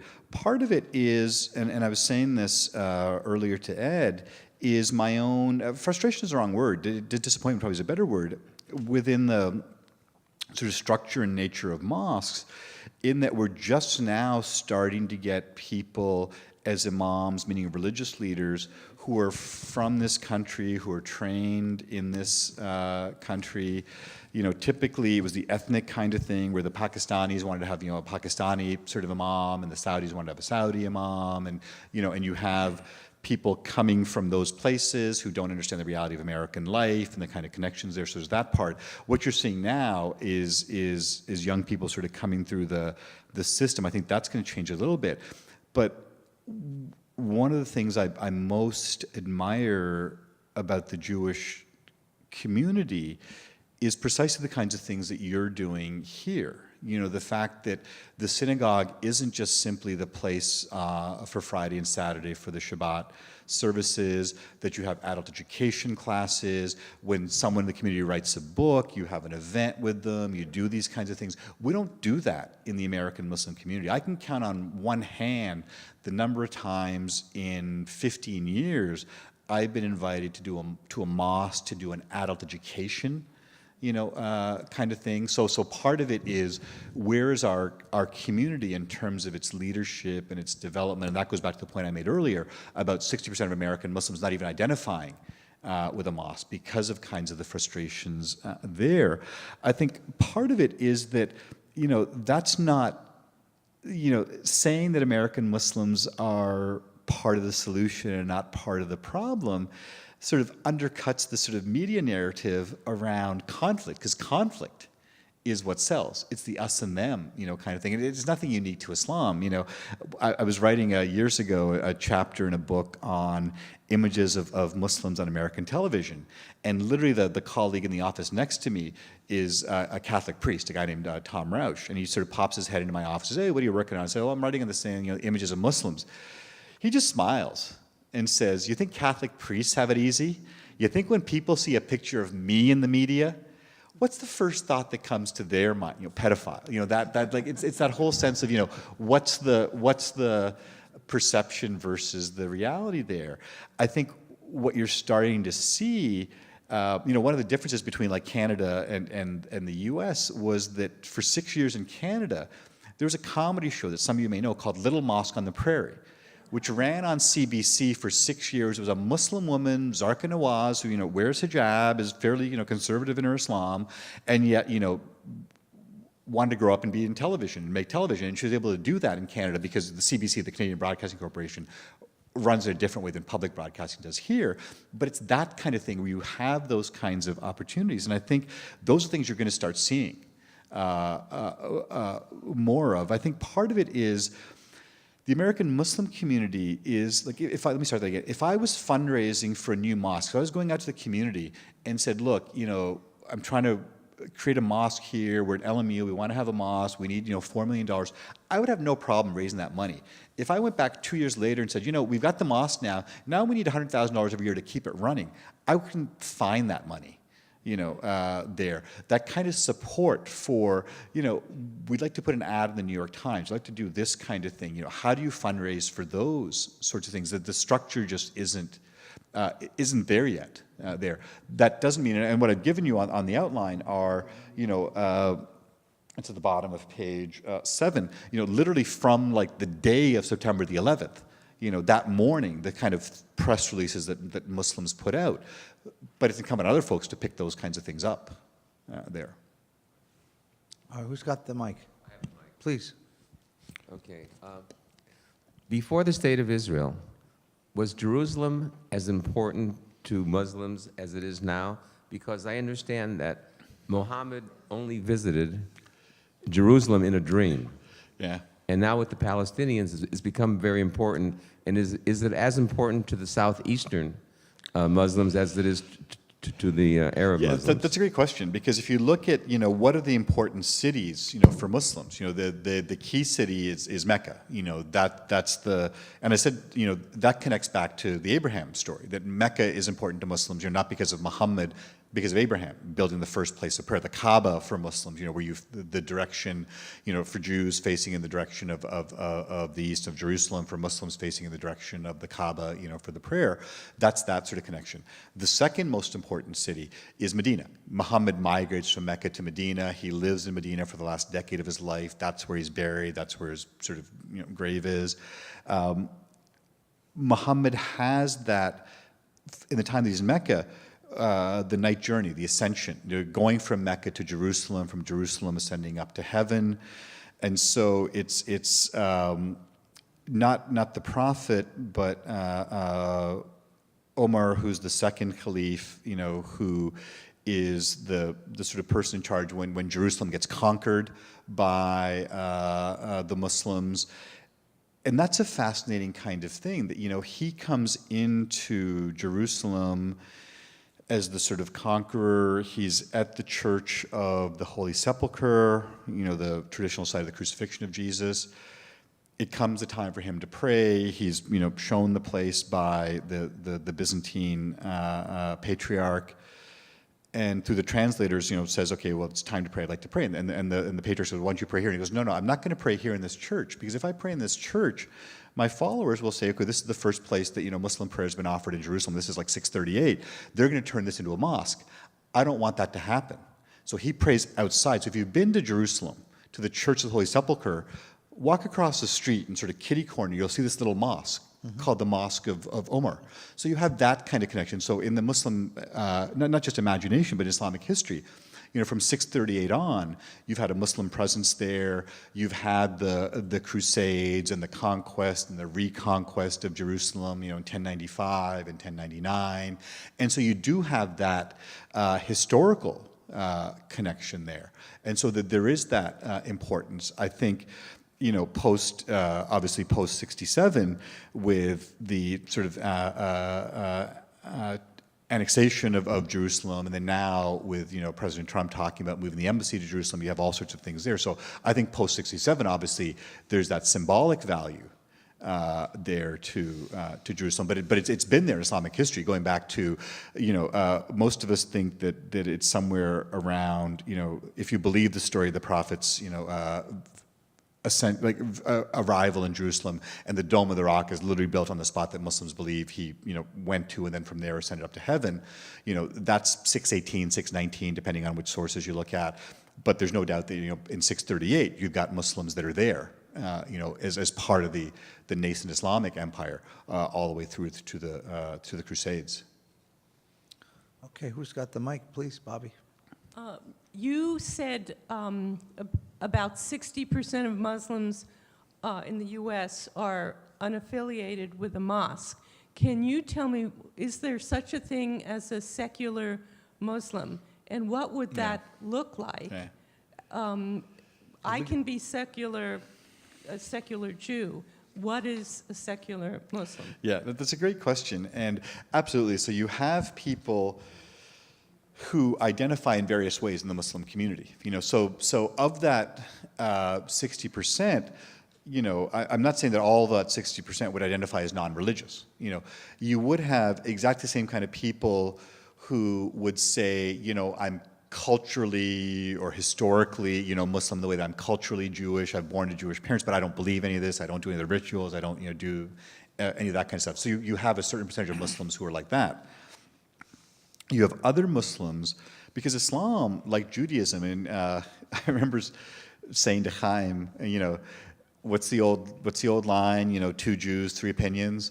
And he says, you think you need 2 Jews to have 3 opinions? And I thought, okay, that's interesting. There, because it's exactly the same thing with Muslims. You have exactly the same sort of diversity there, and so you will have Muslims that will do things that they're not supposed to do. So I didn't put it on here because it's a really complicated and really sort of dense book, but there's a new book that came out by unfortunately, this guy who passed away, a guy named Shahab Ahmed, who was taught at Harvard. He was almost exactly my age, died of a really weird sort of kind of cancer, really the best scholar of my generation. And unfortunately, when your first book comes out posthumously, it's never a good kind of thing.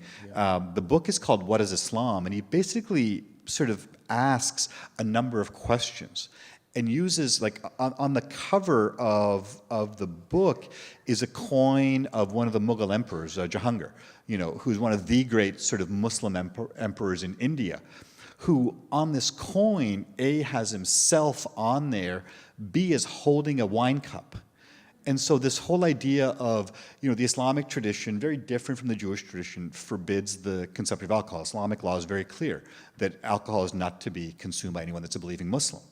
For 1,500 years, believing Muslims have consumed alcohol, including this emperor who, on his coin as a Muslim emperor, is holding a wine cup, which says something quite interesting, And so he uses that and the whole idea of art to say that, what's Islamic about Islamic art? What's the kind of cultures, that kind of stuff? So you will have exactly that same kind of range of Muslims who say, yes, I was born into a Muslim family, but I don't believe in it, don't practice it, don't have anything to do with it. You have others that say, yeah, I'm a Muslim, and so what that means is, on Eid, the big holiday, I'll go to the mosque. In the same way that you'll have Jews that'll come, to the synagogue on perhaps, Yom Kippur, perhaps, Rosh Hashanah. You'll have others that say, I can do this, I'll do this kind of thing, I won't do that kind of thing, the dietary sort of things. It's a funny kind of thing where my growing up in North America meant that if I didn't eat pork, that was kind of weird, but there was a category for it, Jewish.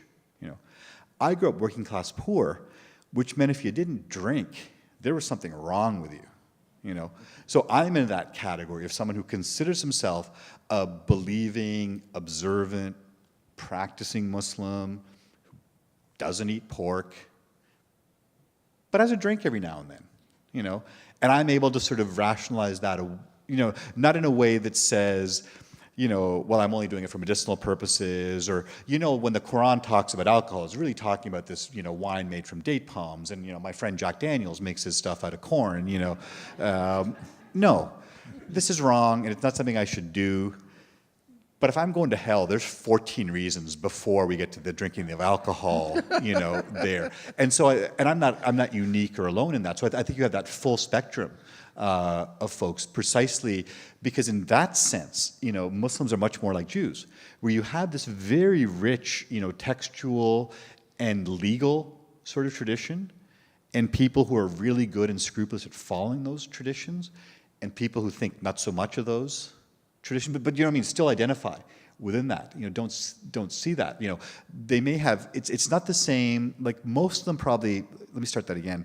I remember years ago talking with a Jewish friend who I thought, who was observant, kept kosher, been to her house for Shabbat, been to her son's bar mitzvah, and then one day she said, the difference between my husband and me is that he believes in God and I don't. And I'm like, say that again? She goes, well, David believes in God and I don't believe in God. And I'm like, but you're observant. Of course I'm observant. But you don't believe in God. Of course I don't believe in God. Who would believe in such a God? This is ridiculous. That was this weird kind of idea for me. So I don't think you have Muslims who will have, that sense of connection with the Jewish community, there. But certainly that whole range of here's the legal tradition and here's what it means to be a quote-unquote good Muslim, and we all have really interesting definitions of what that means and what we do and what we don't do there. Okay, good. Douglas. You were talking about the diversity of Muslim opinion. My question has to do with the historical legitimacy of the Jewish people's connection to Israel. Can you point out some Muslim intellectuals, Muslim religious leaders or political leaders that have written about and acknowledged that historical connection? Of the Jews to Israel? Yeah. I don't know that I see myself as a leader, but I've certainly talked about that and written about that. So I think part of it is what you see, with the creation of Israel is a sort of going back in that history and that narrative and saying, there wasn't any connection here. I think that's ridiculous. I think anyone that's a scholar of Islam knows the connection of the Jewish people to Israel, to this place. And so I think it's not that you're looking for people who have said this, it's that no one hasn't said this, early on, there, because it's obvious, because you have this kind of thing. I think what you see is post-48, not so much post-67, that sense of, no, this is foreign, this is this imposition, this is this kind of thing. Anyone that knows anything about that history knows that that's ridiculous. And I think a lot of Muslims are sort of, let me start that again, that, my parents' generation, I wouldn't at all say that my parents are anti-Semitic in any kind of way. I would also say I don't think they have any Jewish friends.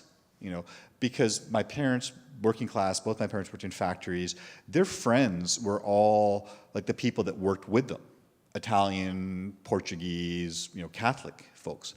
My mom to this day makes the best, Indian food I've ever had, because no one makes Indian food like your mom. The other kind of food she makes is Italian food. She makes great pasta because, the women that she works with are Italian. So I think for my parents' generation, they can buy into this nonsense of not having a connection to Israel only because they don't know anyone that's Jewish. Anyone that knows someone that's Jewish, anyone that knows the sort of history there knows that there's that connection here. And so in a funny way, for me, and I think I started out with this, is that for me, that's part of the hope here, that it's I don't mean myself, but I mean people like me, people of my generation, who are able to help people within the Muslim community to talk about that. Someone like me who's been to Israel, who understands Israel, understands Israel, I don't mean that, no one understands Israel, understands too much information perhaps, but understands the need for Israel to exist in the way that it exists as a Jewish state for the Jewish people. Absolutely, you have that kind of thing. And it's probably more important for me to talk to other Muslims about that than it is for me to talk to you as Jews about that, because you as Jews know that. Right. Good. Question. You're on. You've danced very delicately around what I would say is the elephant in the room, which is the Speak a little louder. I'm sorry? please. Oh. Speak right into the mic. Turn the All mic right. toward you there. I said you've danced very delicately around the elephant in the room, which is the violence and intolerance that is at the foundation of Islam and its founder, Muhammad, who is the founder of Islamic terrorism. My question is a very simple yes or no question. Do you renounce and denounce Muhammad, and will you refrain from saying peace be upon him at his utterance? I'm not going to answer that question. Okay. I just find that, I'm sorry, I just find that incredibly offensive to say that, will I renounce the founder of my religious tradition? You know, I'm sorry, I'm not going to answer that. But he was a terrorist, Okay. and I've got it all right here. Yeah, I'm sure you do. Can I have the next question, Hi. please, Marcia? There was a movie done that played out called The Quarrel, about two Jews that meet after the Holocaust, and one has been very religious and the other one has become an atheist. There was a professor of Islam at the screening that I saw, and he said, I would hope one day that we could have this kind of discussion and questioning. There is no Q&A in the Muslim community. And the few times I've been to things at the Islamic Center, there doesn't seem to be a questioning, because I understand the Quran is the perfect word of God and can't be changed. Would you comment? Oh, and that's so, that goes back to the book that I mentioned by Shahab Ahmed, What is Islam? I think that's really interesting, because in the same way that in the Jewish tradition, I don't know that I would say quarreled with the text. I'm not saying Jews haven't, I'm certainly saying Jews have. I think Muslims have had fundamental disagreements with each other about, you know, what this text means, how this text is understood. They've done it in the legal tradition, they've done it in the mystical tradition, so that, let me just give you an example that's fresh in my mind, because I've been writing about this in the last couple of days. I've been working on a piece that looks at the story in the Quran of the chapter of Joseph. The 12th chapter of the Quran tells the story of Joseph, the son of Jacob. And it's one of those things that you have to know the biblical tradition in order to understand the story, because the story talks about Joseph and his brother, talks about the enmity of the other brothers with Joseph, never names the other brother as Benjamin, never says that the reason some of the enmity is theirs because, you know, Benjamin and Joseph have the same mother, Rachel, the other brothers have a different mother, you know, that it just sort of presumes that you know this sort of story. But, you know, one of the stories that's told there is this woman who the Islamic tradition calls Zuleika, who sort of sees Joseph and falls in love with him and wants to sleep with him and tries to seduce him. And, you know, the Quranic commentators, and there's a tradition of them, and there's just as varied and just as diverse as the rabbis interpreting the Bible.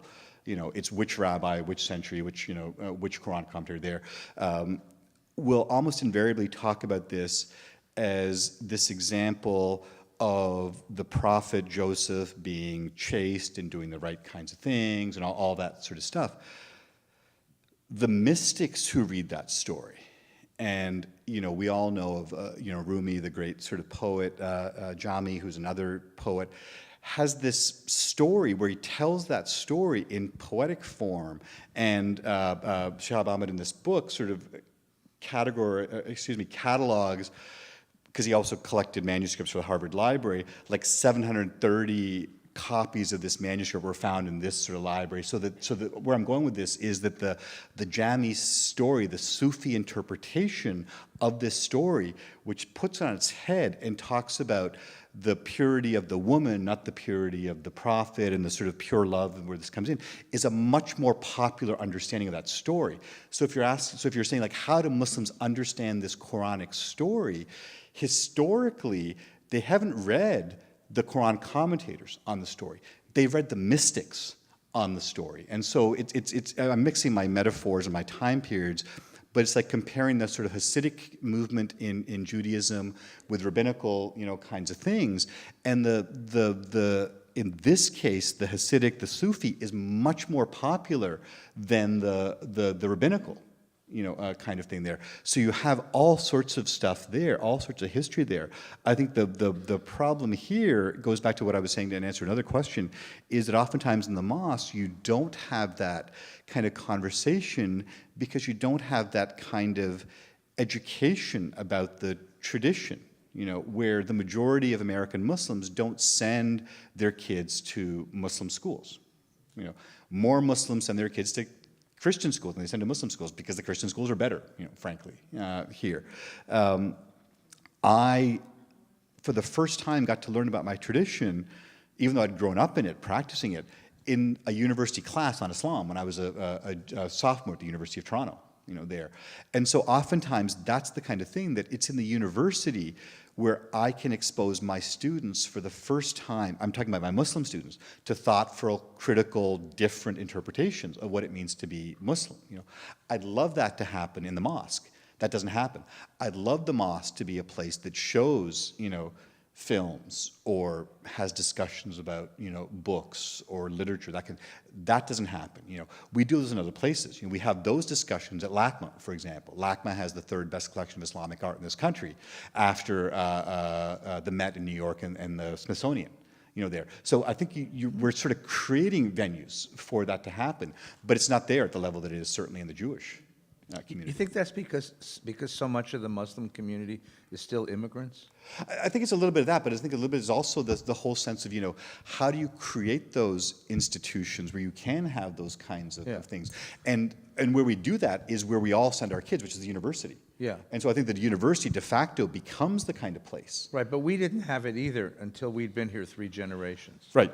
And we've First, if you went to an immigrant Jewish synagogue, you would find it very much like the mosque you're describing. Yeah. It's a place for prayer and pretty doctrinal teaching, and that's it.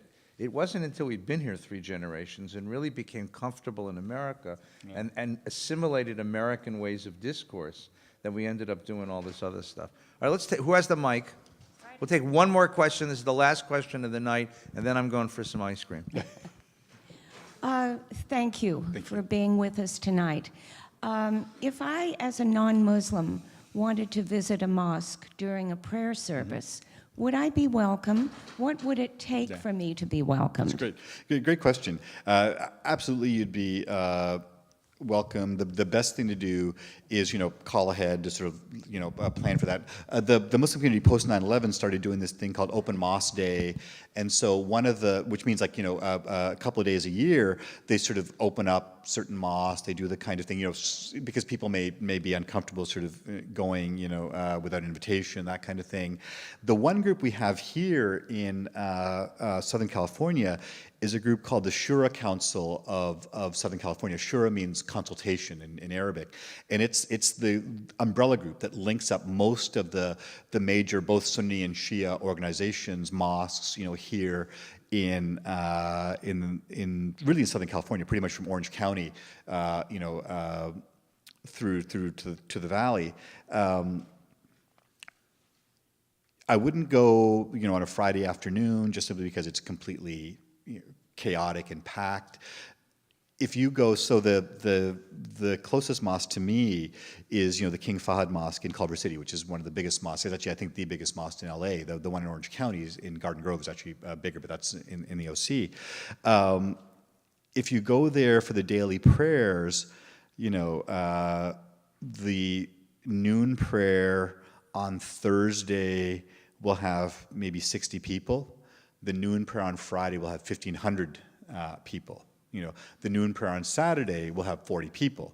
It's that, kind of thing there. So I wouldn't encourage you to go on the Friday afternoon just simply because it's packed, it's chaotic. I'd encourage you to go other times. Most mosques on their website will talk about, the times of the prayer, welcoming visitors, the sort of dress code that's there that typically for men is, pants and a short sleeve shirt or a long sleeve shirt for women, covering up to the wrists, bring a scarf to sort of cover your hair, all the sorts of things about. And it's funny because I didn't realize we'd be in the sanctuary. What about my own kippah? So I'm sorry to have to borrow one from outside. But it's that sense of what's the space you're going to be in? Where does that come in? Oftentimes mosques will do events, particularly around religious holidays. So, for example, during the month of Ramadan, you break the fast every night, and you're encouraged to do that in community. The Culver City Mosque will often have events for different folks from within the community. So one night will be just like the neighbors in the community. One night will be like the folks in the Culver City, like the mayor's department and the police department, that kind of thing. Some of it will be interfaith kinds of events and gatherings there.